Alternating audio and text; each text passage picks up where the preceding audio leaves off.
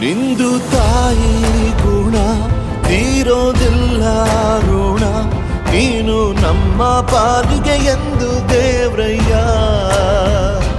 ತಾನು ನೋವಾ ನುಂಗಿ ಜೀವ ನೀಡೋ ಮಗ, ನಿನ್ನ ಪಡ್ಕೊಂಡಿದ್ದೆ ಪುಣ್ಯ ಗಣಯ್ಯ.